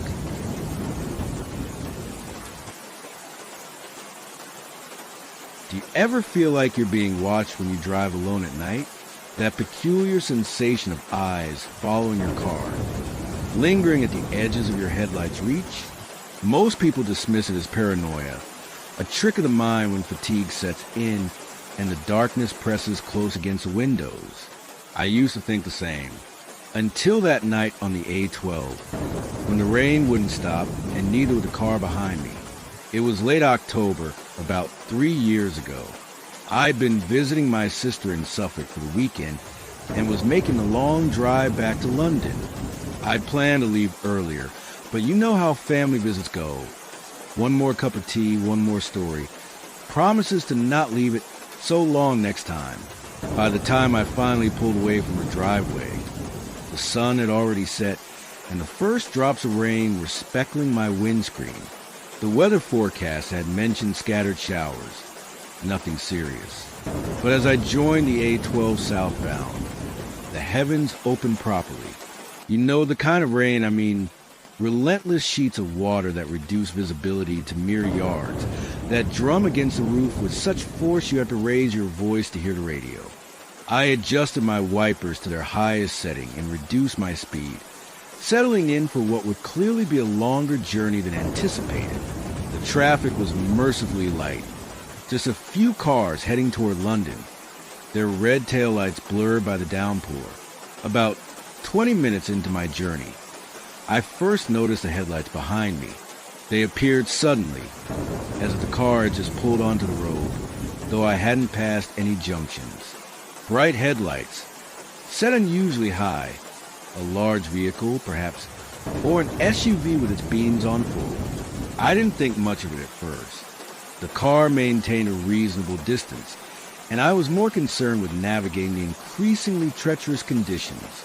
The rain had intensified, if that was even possible, obscuring the road markings and causing my little Fiat to hide the plane slightly on the slick surface. It was only when I slowed down further and the vehicle behind maintained exactly the same distance that I began to feel uneasy, no matter how I adjusted my speed. Slower, then slightly faster, then slower again. Those headlights remained precisely the same distance from my rear bumper. Have you ever tried to glimpse a vehicle behind you during a rainstorm? The combination of darkness, rain-streaked mirrors, and glaring headlights makes it nearly impossible to discern details. I could make out only a vague silhouette, larger than a standard car, with a high profile. But no matter how I angled my mirror, I couldn't see the driver. An hour into the journey, my unease had blossomed into genuine anxiety. The same vehicle had been behind me the entire time, maintaining that precise distance regardless of my speed changes, never overtaking, despite the empty right lane, never falling back, just following. I decided to test my suspicion. The next service station was approaching, Colchester, and I signaled, moving into the slip road without any prior reduction in speed. A last-minute decision that no one following randomly could anticipate. The headlights followed. My heartbeat quickened as I pulled into the service area car park. It was deserted save for a few lorries in the overnight section, their drivers presumably asleep in their cabs. I parked near the main building, which was still illuminated despite the late hour, offering at least a promise of other people inside. In my rear view mirror, I watched the vehicle that had been following me. It slowed as it entered the car park, but didn't stop. Instead, it circled slowly around the perimeter, headlights sweeping across the empty spaces before stopping at the far end, engine still running. From this distance, in the poor light and heavy rain, I could discern only that it was indeed an SUV or similar, dark in color. I sat there for several minutes, weighing my options. It was probably nothing. Another driver heading to London who happened to exit when I did. Perhaps they were looking for someone. Perhaps they just wanted coffee before continuing their journey. Yet that perfect, unchanging distance they maintained, that wasn't normal driving behavior. I decided to go inside. Safety in numbers. Even if the numbers were likely to be small at this hour. I grabbed my phone and handbag, locked the car, and hurried through the rain to the entrance. Inside, the harsh fluorescent lighting and pipe music created that liminal, slightly unreal atmosphere unique to service stations at night. The place was largely empty. A cleaner mopping the floor near the restrooms, a bored cashier at the W.H. Smith, and a couple of tired-looking travelers nursing coffees in the seating area. I bought a coffee myself, taking it to a table with a clear view of both the entrance and my car outside. The mysterious vehicle remained where it had stopped, headlights still on, engine presumably still running. As I sipped my coffee, I called my sister. No answer. She was probably already asleep. I left a message, keeping my voice casual, saying I'd stop for a break and would be back on the road soon. No need to worry her. I contemplated calling the police, but dismissed the idea. What would I say? That a car had followed me into a service station? They'd hardly send a patrol car for that. After finishing my coffee and using the restroom, I decided I'd waited long enough. The vehicle hadn't moved. No one had entered the building who might have been its driver. Perhaps I was overreacting. I steeled myself and walked back to my car, keys clutched in my hand like a weapon, phone ready to dial emergency services. The rain had eased slightly, but I was still drenched by the time I unlocked my door and slid inside. When I looked up, the other vehicle's headlights were off. I couldn't see it in the darkness. I started my engine and pulled out of the parking space, telling myself I was being ridiculous, probably just coincidence, or at worst, a police officer in an unmarked car who'd been randomly following me for some routine reason. I was almost at the exit of the service area when my headlights swept across the access road, leading back to the motorway. The dark vehicle was there, waiting, headlights still off. As I approached, they suddenly blazed alight, momentarily blinding me. I caught a glimpse of the vehicle now. A black Range Rover, older model, its windows tinted so darkly they appeared opaque. As I passed, it pulled out behind me. No coincidence now. I was being followed deliberately and persistently. My hands tightened on the steering wheel as I accelerated back onto the A12. The rain had picked up again, hammering against the car. I reached for my phone, intending to call emergency services, only to discover it had no signal. Not unusual on this stretch of road, especially in poor weather, but the timing couldn't have been worse. The Range Rover was close behind me now, closer than before, its headlights filling my mirrors with harsh white light. I pressed my foot down harder on the accelerator, pushing my little car to speeds it wasn't comfortable with on the wet road. The Range Rover matched my pace effortlessly. I tried to focus on reaching the next populated area. Chelmsford was about 20 minutes ahead if I maintained this speed. Somewhere with people, with CCTV, with police if necessary. That's when I noticed something odd about the headlights behind me. They seemed to be higher than before, as if the vehicle had somehow grown taller. And the light itself had taken on a strange quality, slightly blue tinged, with a pulsating rhythm that made my eyes hurt if I looked at it too long in the mirror. As I watched, transfixed despite myself, the headlights changed again, separating, multiplying, until it seemed like I was being followed not by one vehicle, but by 3 or 4, all with the same eerie blue-white lights. I blinked hard, convinced it must be fatigue or the rain playing tricks with my vision. When I looked again, it was just a Range Rover once more, but impossibly close now, only feet from my bumper. I swerved slightly, fear making my movements jerky.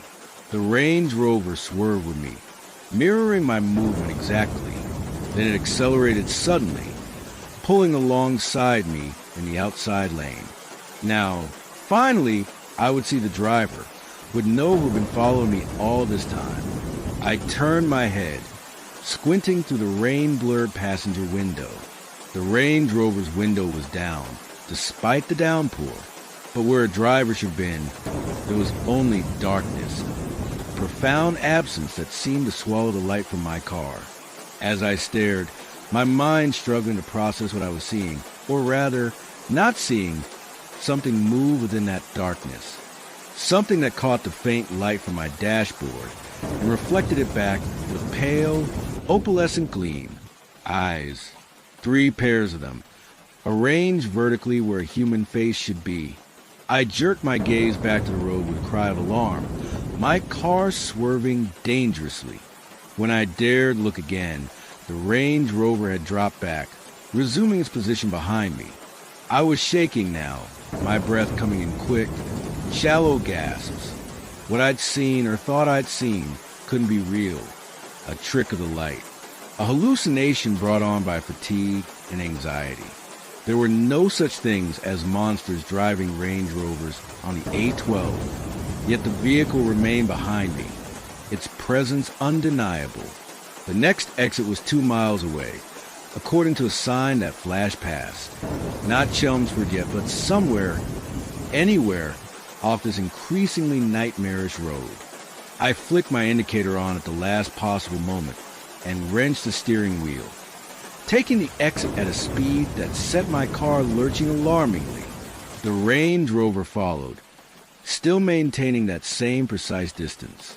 The exit led to a B-road, narrower and less well-lit than the A12. Trees crowded close to the tarmac on both sides, their branches forming a tunnel that seemed to swallow my headlights. The rain, if anything, was even heavier here, creating a curtain of water that my wipers struggled to clear. I didn't know where this road led. My Saturn AV was trying to recalculate, the screen flickering as it searched for a signal. All I knew was that I needed to find people, civilization, safety. After several minutes of increasingly anxious driving, lights appeared ahead. The scattered illumination of a small village. Hope surged within me. Surely here I could find help, or at least witnesses. The village was tiny, just a main street with a handful of cottages, all dark at this hour. The only establishment showing any signs of life was a pub at the far end. A few cars parked outside, warm light spilling from its windows.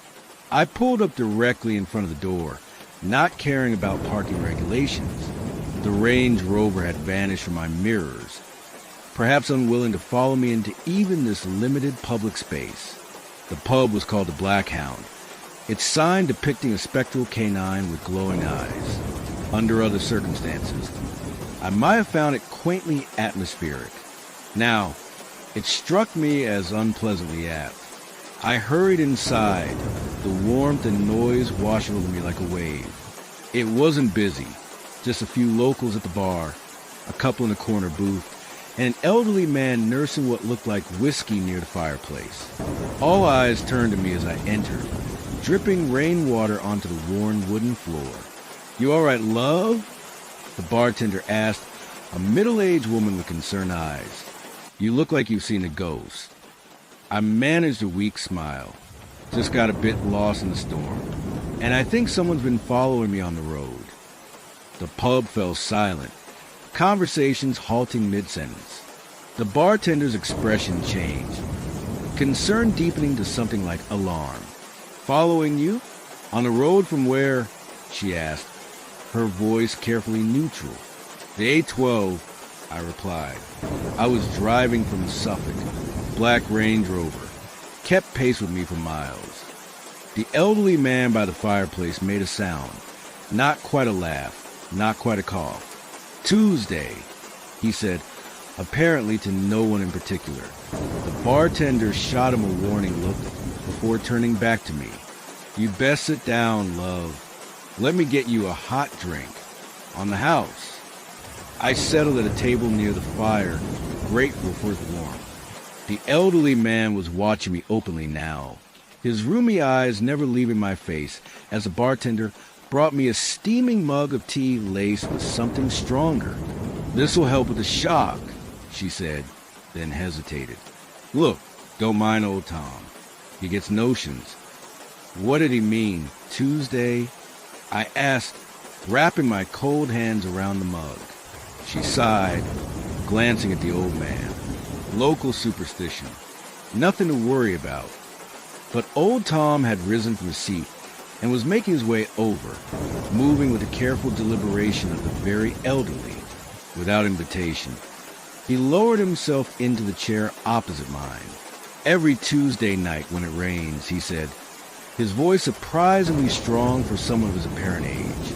"Been happening since I was a boy. Black car follows travelers on the A12. Different makes over the years. Mind you, used to be a Daimler in my day. Now you say it's a Range Rover. Moving with the times, I suppose." The bartender made an exasperated noise. "Tom, don't be filling her head with that old nonsense. She's had a fright." "It's not nonsense if it's happening to her, is it, Mary?" he retorted, then turned back to me. "Did you see the driver?" I hesitated, reluctant to describe what I glimpsed in the Range Rover's window. Even the warmth of the pub, with other people around me, it seemed too fantastical, too unsettling. "No, I lied. The windows were too dark." Old Tom nodded slowly, as if my answer confirmed something. That's usually how it starts. You don't see them properly until they've decided. Decided what? I asked, despite myself, whether you're the one they're looking for. He leaned forward, lowering his voice. "Local legend says they're collecting, gathering up certain souls that belong to them. Made deals, you see, long ago. Now payments due." "Tom," bartender Mary snapped, "that's enough. You're scaring her." "Better scare than taken," the old man replied, unrepentant. "My father saw them take a motorist in '53. Poor soul's car was found empty on the road, engine still running." Mary placed a firm hand on Tom's shoulder. "I think you've had enough for tonight, Tom. Penny will be wondering where you are." The old man allowed himself to be guided back to his original seat, muttering what sounded like a prayer under his breath. Mary returned to me, her expression apologetic. "I'm sorry about that. Tom loves an audience for his ghost stories. The black car is just local folklore, been around for generations. Nothing to worry about." But her eyes kept darting to windows, where the rain continued to lash against the glass, and I couldn't help but notice how the other patrons were studiously avoiding looking in my direction. "Does the story mention what happens to the people who are taken?" I asked, keeping my voice low. Mary hesitated. "It's just a story," she said finally. "But they say those who are taken drive the roads forever after, following the car that took them, becoming part of its collection." A chill ran through me that had nothing to do with my damp clothes. "How do you avoid being taken?" I asked, no longer caring if I sounded foolish. It was old Tom who answered from across the room, his hearing apparently better than his age would suggest. You don't drive on Tuesday nights when it's raining, and if you must, you don't drive alone. Mary shot him another warning look before turning back to me. Look, you're welcome to wait out the storm here. We close in an hour, but I can call you a taxi to the nearest hotel if you'd rather not drive tonight.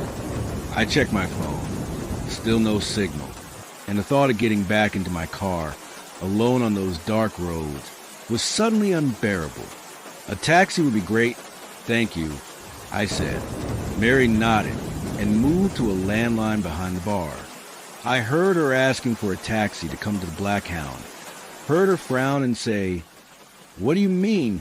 You won't send a car here tonight?" We've a stranded young woman. Something made me turn toward the window. Through the rain-streaked glass in the pub's car park, I could see headlights, blue-tinged headlights that pulsed gently, rhythmically. "It's here," I whispered. Old Tom followed my gaze, his weathered face paling. "It's found you." Mary hung up the phone, her expression troubled. "Taxi company won't send anyone. Says there's a weather warning for the area." A sudden, violent gust of wind rattled the pub's ancient windows. The lights flickered once, twice, then stabilized. "You can't stay here," Old Tom said urgently. "It's found you and it will wait. Or worse." "Tom, stop it," Mary snapped, but there was real fear in her voice now. "What do you mean, worse?" I asked. The old man's eyes were fixed on the window. "Sometimes, when it can't get to the one it wants, it takes others instead. Makes do like." As if to punctuate his words, the pub's lights went out, plunging us into darkness broken only by the glow of the fire and the blue-white glare of the headlights outside. Panic erupted, chairs scraping, voices raised in alarm. Mary was trying to restore order, promising the power would come back soon. In the confusion, Old Tom gripped my wrist with surprising strength. "Storage room, behind the bar," he hissed. "There's a back door that leads to the lane behind. My cottage is the third on the left, red door. Go there and wait. My Penny will let you in.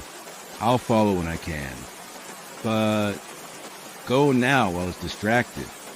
I didn't wait to be told twice. In the darkness and confusion, I slipped behind the bar and found the door he'd mentioned. It opened onto a small storage room, stacked with crates of alcohol. At the far end was another door, presumably leading outside. As I reached for the handle, I heard a sound from the pub proper. Not the expected commotion of people in a power outage, but a sudden, deathly silence, followed by a collective intake of breath, then screams. Horrible, terrified screams. I wrenched the door open and burst out into the rain. Behind me, the screams intensified, then cut off with a horrible abruptness. I didn't look back, didn't pause. I ran down the narrow lane behind the pub, rain blinding me, heart pounding in my ears. Third cottage on the left, red door. I repeated it like a mantra as I ran. The lane was dark, the cottages on either side mostly silent and shuttered. I counted as I passed them. 1, 2 there. The door was indeed red, visible even in the gloom. I hammered on it frantically. "Penny, Penny, please." Tom sent me. No response. I tried the handle, locked. I pounded again, panic rising as I glanced back the way I'd come. The lane remained empty, but I could hear something, a low, humming sound, like an engine but not quite, growing steadily louder. "Please," I cried, desperation overwhelming propriety. "Anyone." The door opened suddenly, revealing a tiny elderly woman in a dressing gown, her white hair in disarray. "What's all this racket?" she demanded, then saw my face. "Oh, dear Lord, you're the one Tom called about. He told me to come here." I gasped. Something, Something happened at the pub. Penny's face drained of color, but she stepped aside. Come in quickly. I slipped past her into a small, cluttered front room. Penny secured the door behind me. Not just a lock, but a heavy bolt and a chain. What's happening? I asked, my voice trembling. What was that thing in the Range Rover? Penny moved to the windows, drawing thick curtains across them. Sit down, dear. You look ready to collapse. I sank into an armchair, my legs suddenly unable to support me. Now that the immediate danger seemed past, reaction was setting in, uncontrollable shaking, teeth chattering despite the warmth of the room. Penny disappeared briefly, returning with a blanket which she draped around my shoulders, then busied herself lighting an oil lamp. In case the power goes here too, she explained. Tom, I managed through chattering teeth. He's still at the pub. A look of ancient sorrow crossed Penny's face. Tom knows what he's doing, she said quietly. He's been preparing for this night for 60 years. I don't understand. Penny settled into the chair opposite mine, her gnarled hands folded in her lap. In 1963, Tom and his brother were driving home from Ipswich on a rainy Tuesday night. They saw the car, a black Diamondback then. Tom always says, it followed them for miles. Eventually, it forced them off the road. She paused, her eyes distant with remembered pain.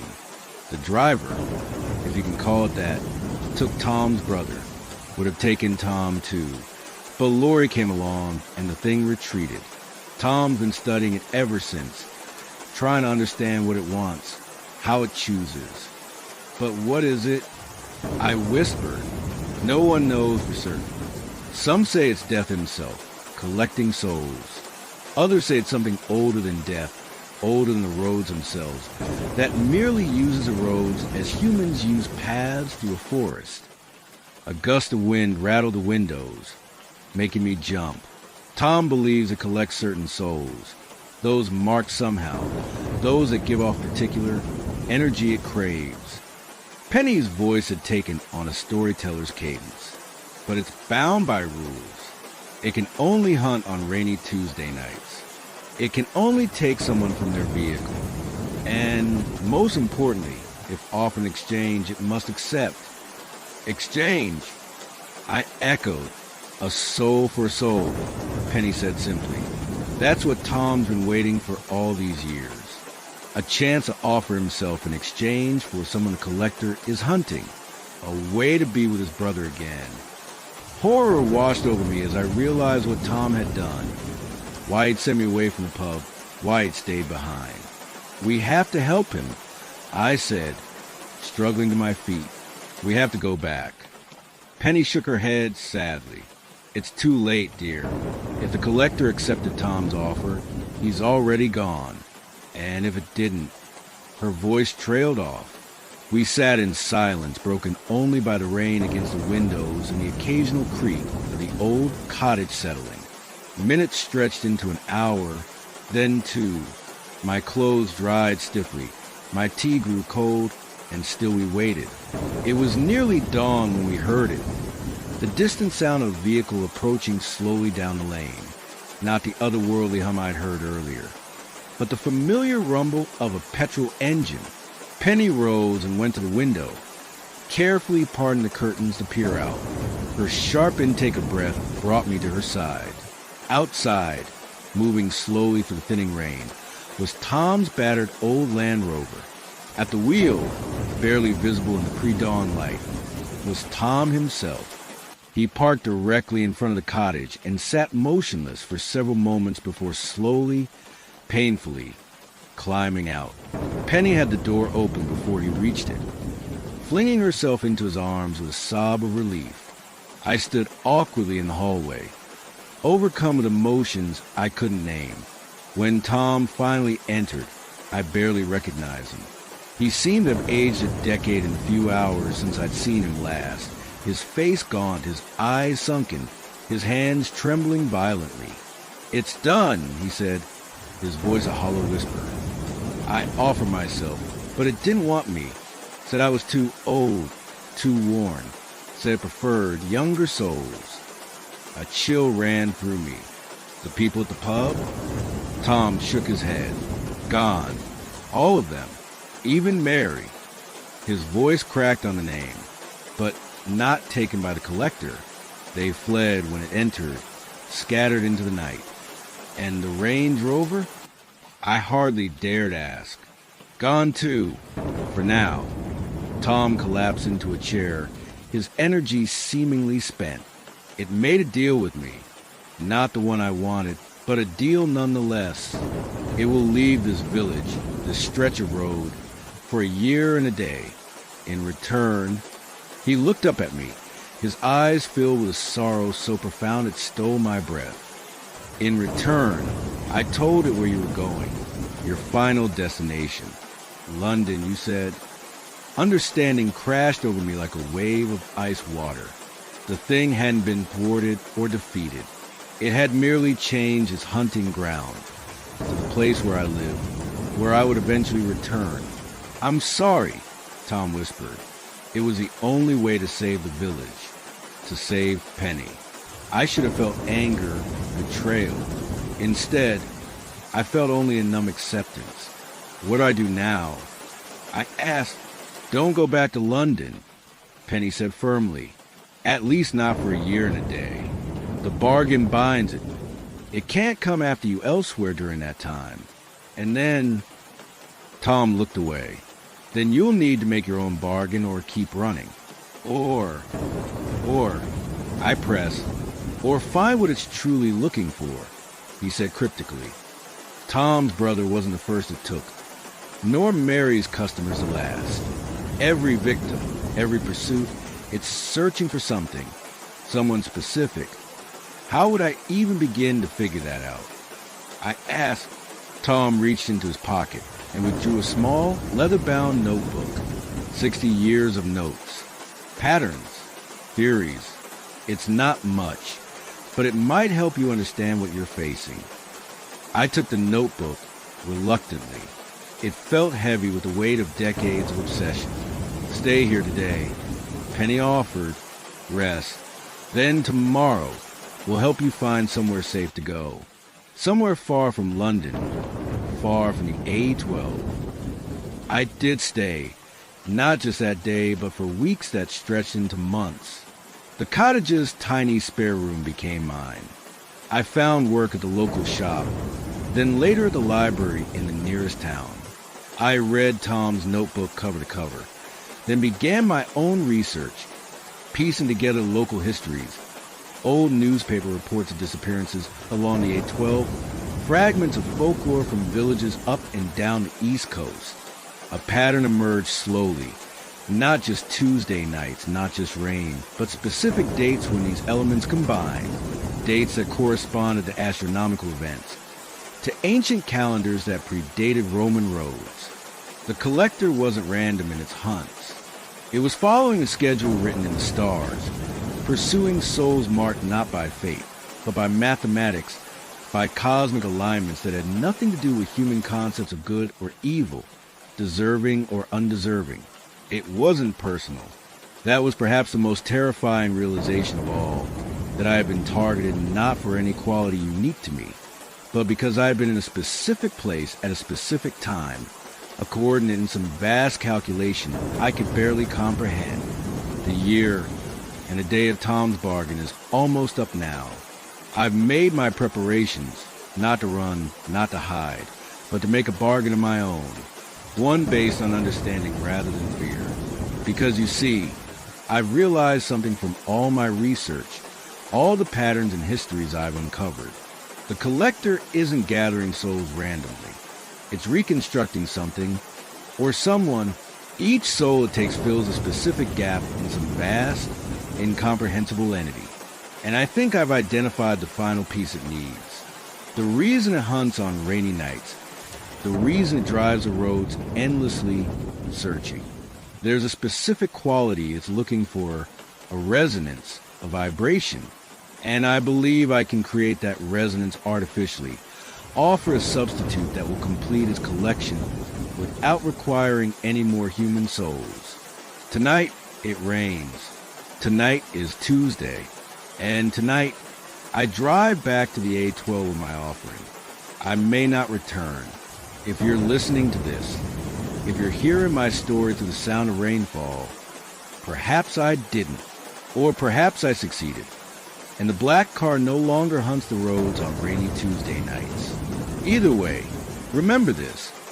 If you find yourself driving alone in the rain, and you notice headlights behind you that never grow closer or farther away, that match your every change of speed with mechanical precision, don't stop.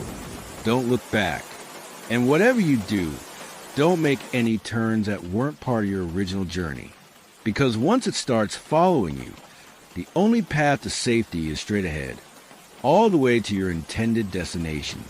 It can't take you if you don't deviate from your path. That's the one rule it can't break. I should know. I've spent 3 years studying its rules. Now I just have to hope I haven't missed any. The rain is getting heavier now. I can hear it drumming on the roof, a rhythm like impatient fingers, like time running out. It's waiting for me, and I mustn't be late.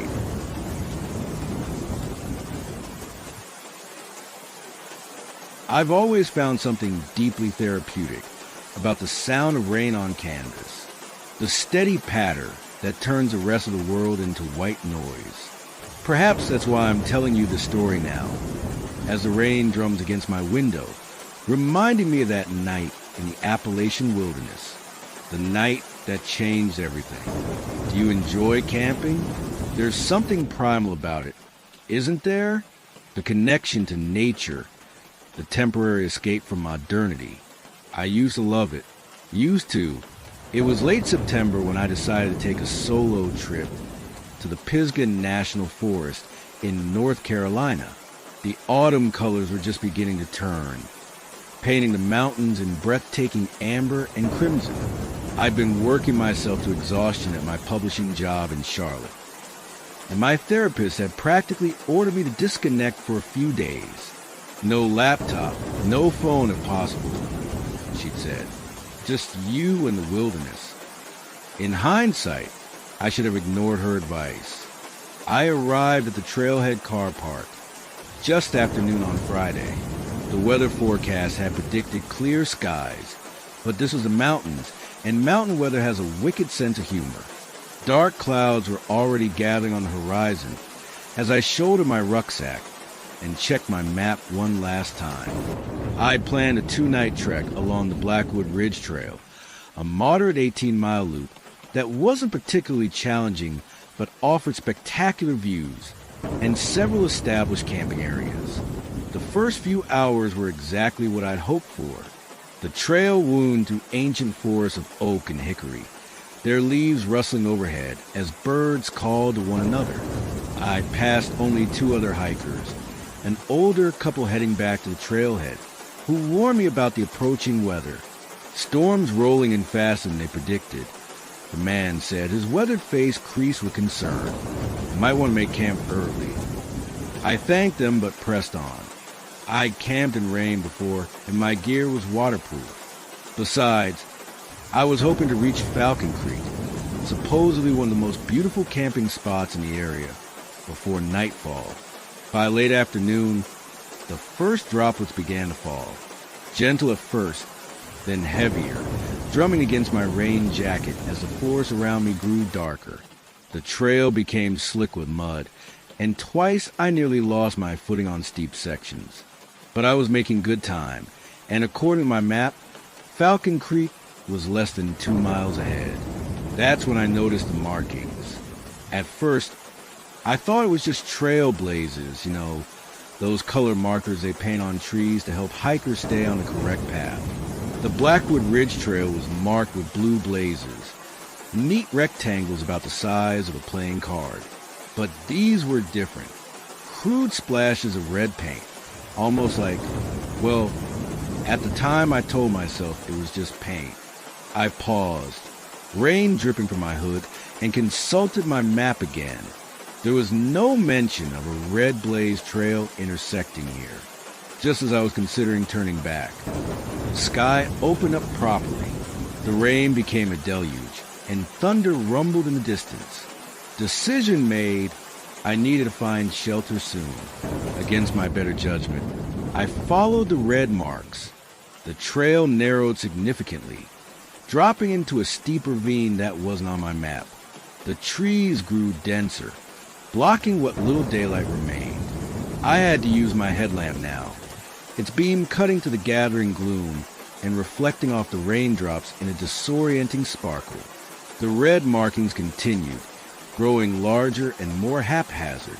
Some looked like handprints. My heart was beginning to race, but I rationalized it. Probably just some local kids playing pranks, or perhaps unofficial trail maintenance. Nothing sinister. After about 20 minutes of careful descent, the ravine opened into a small clearing with a creek running through it. This had to be Falcon Creek, though it looked nothing like the idyllic spot described in my guidebook. The water ran dark and swollen with rain, choked with fallen branches. But there was relatively flat ground for my tent, and a dense canopy overhead provided some shelter from the downpour. As I set up camp with cold, fumbling fingers, I couldn't shake the feeling of being watched. You know that prickling sensation at the back of your neck, like eyes boring into you from the darkness? I kept glancing over my shoulder, but there was nothing but rain-soaked forest and lengthening shadows.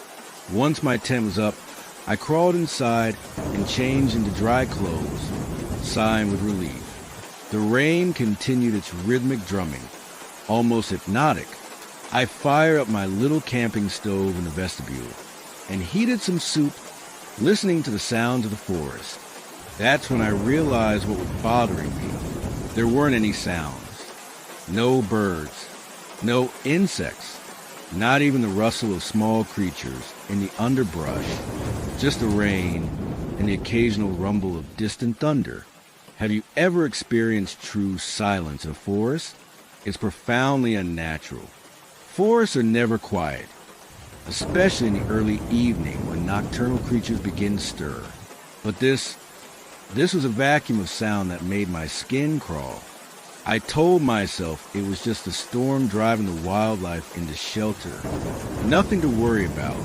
I finished my soup, zipped up my sleeping bag, and tried to relax. The rhythm of the rain eventually lulled me into a fitful sleep. I don't know what time it was when I woke. My watch said 2:17 a.m., but it seemed wrong somehow. Too early for what I was seeing. Because despite the hour, there was light outside my tent. A flickering orange glow that cast moving shadows against the canvas. Fire? My first thought was forest fire, but that made no sense in the pouring rain. I lay perfectly still, ears straining. The rain had lessened to a gentle patter, and beneath it, I could hear voices. Distant, indistinct, but definitely human. Multiple people, speaking in low tones. Relief washed over me. Other campers, perhaps, who had set up nearby while I slept. I could go introduce myself, maybe share their fire until morning. But as I reached for my tent zipper, the voices changed. They grew louder, more rhythmic. Not conversation anymore, but something else. A chant? No, that wasn't quite right either. It was more like a prayer, or an incantation. My hand froze on the zipper. The prickling sensation returned, stronger than before. Every instinct screamed at me to stay quiet, to remain hidden. The chanting grew louder still, rising and falling in a language I couldn't identify. Ancient-sounding syllables that resonated in my chest and made my teeth ache. And beneath it all was another sound, a wet, tearing noise that sent ice through my veins. I don't know what possessed me to look. Curiosity? Fear? Some primal need to confront the threat? Whatever it was, I slowly, silently unzipped my tent just enough to peer out with one eye. The clearing was transformed. Where earlier there had been only mud and fallen leaves, now there was a circle of stones, each one marked with the same red substance I'd seen on the trees. Within the circle stood 7 figures in dark, hooded robes, their faces hidden in shadow, despite the fire that burned at the center of their formation. The fire itself was wrong. It burned blue and green as well as orange, and gave off almost no smoke despite the damp conditions. But it wasn't the fire that made my blood freeze. It was what lay beside it. A deer, a large buck with impressive antlers, splayed on its side. As I watched, one of the robed figures knelt beside it with something gleaming in hand. The wet, tearing sound came again, and I realized with horror that they were harvesting it, methodically removing parts with ritual precision. I must have made some small sound of distress, because suddenly, as one, all 7 hoods turned in my direction. For one eternal moment, we stared at each other across the clearing. I couldn't see their faces, just depths of shadow where features should be. Then one of them spoke, a single word in that same strange language, and they began to move toward my tent. I've never moved so quickly in my life. I didn't bother with shoes or my rucksack or anything but my phone and the small knife I keep for emergencies. I burst from the tent and ran blindly into the forest, away from the clearing, away from the red-marked trail. The forest was pitch black now, the rain falling heavily again. My headlamp bobbed wildly as I ran, illuminating treacherous roots and sudden drops that I barely avoided. Behind me, I could hear pursuit, crashing through undergrowth, voices calling out in that awful language, and something else, a high, keening howl that sounded like no animal I've ever heard. I ran until my lungs burned and my legs trembled, then forced myself to keep running. Branches whipped at my face, thorns tore at my clothes. I fell repeatedly, each time certain that my pursuers would be upon me, but somehow found the strength to rise again. I don't know how long I fled. Time seemed to stretch and compress strangely, minutes feeling like hours, yet the night never giving way to dawn. My phone had no signal. It screened a useless glow that threatened to give away my position. Eventually, I turned it off and trusted a blind instinct, always moving downhill, hoping to find a road, a house, any sign of civilization. The rain became my ally, masking my sounds and washing away my scent, and though I tried not to think about this, the blood from numerous small cuts and scrapes. At some point, I crossed a stream and followed it downstream, reasoning that water often leads to human habitation. As the first gray light of dawn finally began to filter through the trees, I stumbled upon a gravel road. I could have wept with relief. I followed it for perhaps a mile before coming across a small ranger station. It was closed at that hour, but there was a landline emergency phone on the outside wall. The rangers were understandably skeptical of my rambling story about cultists in the woods. They assumed I was a lost hiker who had panicked after a nightmare or wildlife encounter, but they were professional enough to escort me back to retrieve my abandoned gear. In the clear light of morning, with 2 armed rangers beside me, I began to doubt myself as well. Perhaps it had been a nightmare, brought on by exhaustion and isolation. Perhaps I'd seen some harmless campers performing a pagan ritual and my imagination had filled in horrific details. We never found my campsite.